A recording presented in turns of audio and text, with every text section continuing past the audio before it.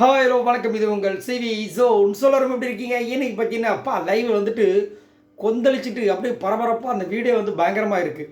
ஒரு பக்கம் இன்னொரு பக்கம் ஜாலியாக எல்லோரும் வந்து கோலி குண்டு அப்புறம் அந்த ஸ்னோபால் மாதிரி வந்துட்டு எல்லாத்தையும் அடிக்க வச்சு இன்னையா நடக்குது அப்படின்ற மாதிரி இருக்குது. அவங்களுக்கு ஜாலி, அதாவது கூத்தாடி ஊர் ரெண்டு பட்டா கூத்தாடி கொண்டாட்டன்ற மாதிரி.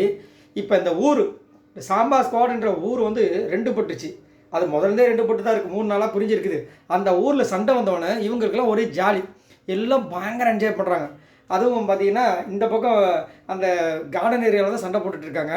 உள்ளே எல்லாம் வந்துட்டு அப்படி ஒரே என்ஜாய்மெண்ட். அதுவும் அந்த பாத்ரூம் ஏரியாவில், ஏன்னா அங்கே விளையாண்டா தானே இவங்களுக்கு தெரிஞ்சு கொஞ்சம் வயிறு எரியும். அதுக்காக சரி இப்போ என்ன நடக்குதுன்னா, நேற்று வந்து அவ்வளோ விஷயங்கள் பிளான் பண்ணுறாங்க சாம்பா ஸ்குவாட்.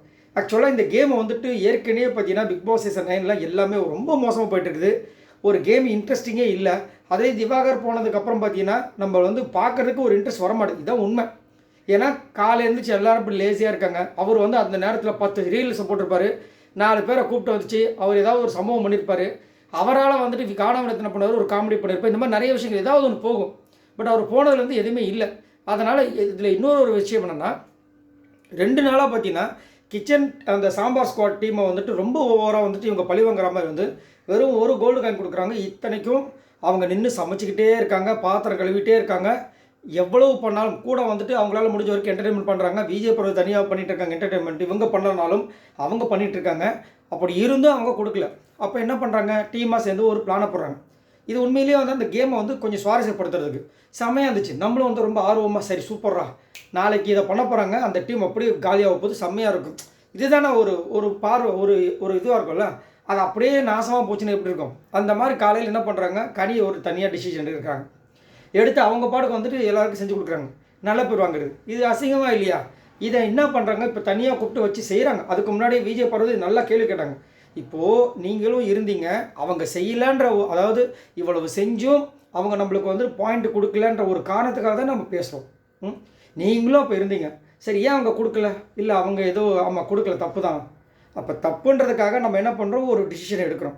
என்டர்டெயின்மெண்ட் கிடையாதுன்னு சொன்னதுனால ஒரு டிசிஷன் எடுக்கிறோம். நீங்கள் பாட்டுக்கு திடீர்னு வந்துட்டு நான் பண்ணுறேன், உங்களுக்கு வந்து சமையல் தெரியுன்ற காரணத்துக்காக எங்கள் 4 பேரையும் கேட்காம நீங்கள் பாட்டுக்கு பண்ணால் என்ன அர்த்தம் அப்படின்னு கேட்கும்போது அவங்களுக்கு சுத்தமாக பேச்சு இல்லை.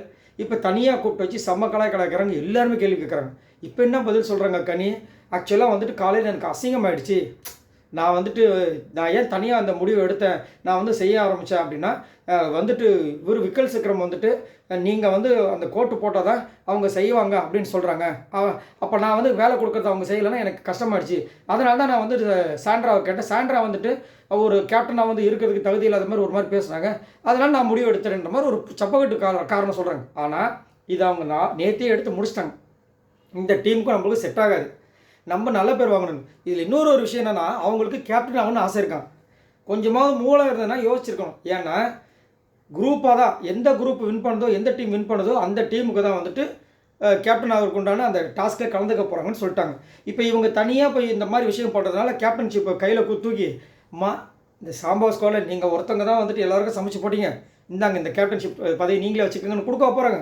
இல்லை கொடுத்தா மக்கள்லாம் ஏற்றுக்க போகிறாங்களா? ஏற்கனவே நீங்கள் பண்ண கேப்டன்ஷிப்பை வந்துட்டு காரி துப்பியாச்சு எல்லாருமே. இதில் இந்த மாதிரி ஒரு வேலை வேறையா? அதாவது சப்பக்கிட்ட கொடுத்துட்டு இருக்காங்கன்னா திவ்யா எல்லாருமே வச்சு செஞ்சாங்க.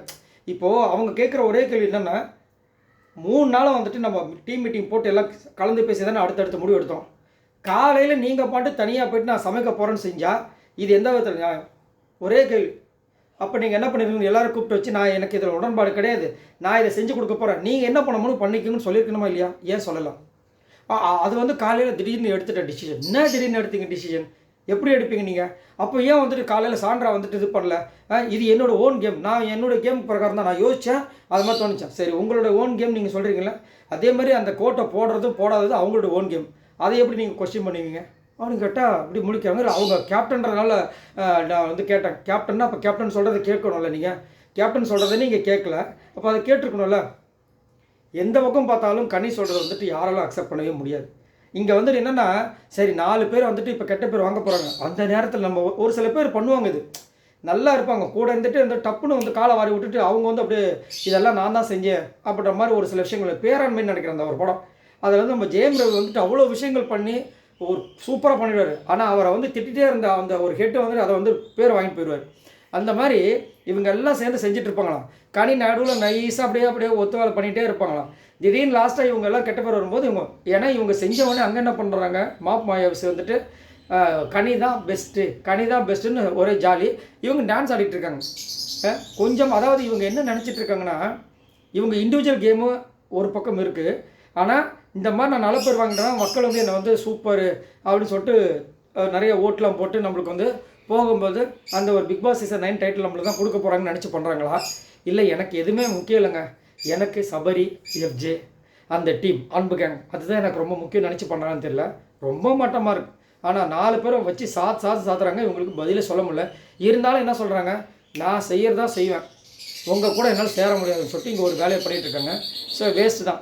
அதாவது ஒரு சூப்பராக ஒன்று பண்ணணும்னு சொல்லிட்டு இவங்க ஒரு முடிவு பண்ணிட்டு பண்ணுறாங்க. நம்மளும் எதிர்பார்க்குறோம் ஏதோ ஒன்று பண்ண போகிறாங்க, இன்றைக்கி செம்மையாக இருக்க போகுது அப்படின்னு. அதை அப்படியே வந்துட்டு ஸ்பாயில் பண்ணுறது வந்துட்டு ரொம்ப மட்டமான ஒரு விஷயம். அதை வந்து கனி வந்து தொடர்ந்து பண்ணிகிட்டே இருக்காங்க.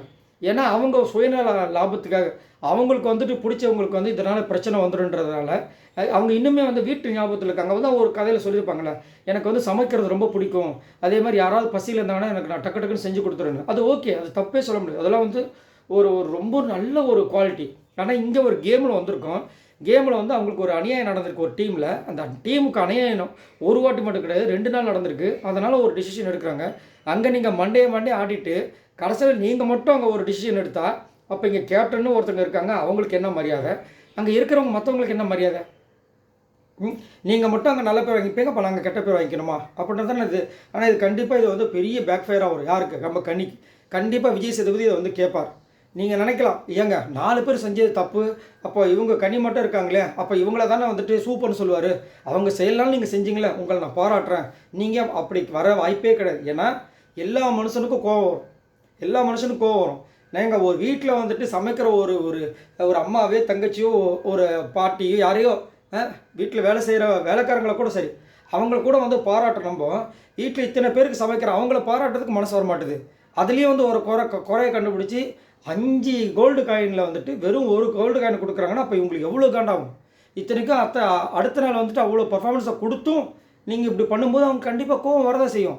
அதுக்கு நீங்கள் வந்து சப்போர்ட் பண்ணாமல் ஒரு பொண்ணாக இருந்து, இத்தனைக்கும் அந்த டீம் ஃபுல்லாக பெண்கள் டீம், இவ்வளோ பெண்கள் இருக்காங்க, அந்த பெண்களுக்கு வந்துட்டு ஒரு பெண்ணே வந்துட்டு சப்போர்ட் பண்ணலாம். அப்புறம் எப்படி?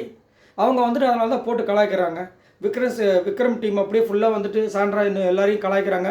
அதுவும் காலையில் இவங்க சமைச்சு போட்டதை தின்னுட்டு இவங்க கலாய்க்கிறாங்க. கொடுமையை பார்த்தீங்களா? ஏன் இவங்க செய்ய முடியாதுன்னு சொல்லிட்டு உட்காந்துருந்தாங்கன்னா, இப்போ கனிக்கு சமைக்க தெரியாது வச்சுக்கோங்க, அவங்க உட்காந்துட்டாங்க, நீங்கள் என்ன பண்ணியிருப்பீங்க? பட்டில் தானே உட்காந்துருக்கணும். ஸோ அவங்க சாப்பிட்றதையும் அதை போடுறதையும் சாப்பிடுவீங்க, சாப்பிட்டுட்டு அவங்களே கிண்டல் பண்ணுவீங்க. அதுவும் பிக் பாஸ் சொல்லிட்டாரு, இன்னும் அவங்களுக்கு ஏறிக்கிச்சு. ஒன்றும் சொல்கிறதுக்கு இல்லை. சரி, நீங்கள் உங்களோட கருத்தை சொல்லுங்கள். கனி இந்த மாதிரி வந்துட்டு பண்ணது உண்மையிலேயே என்ன பொறுத்தவரைக்கும் தவறு, உங்களுக்கு என்ன தோணுது?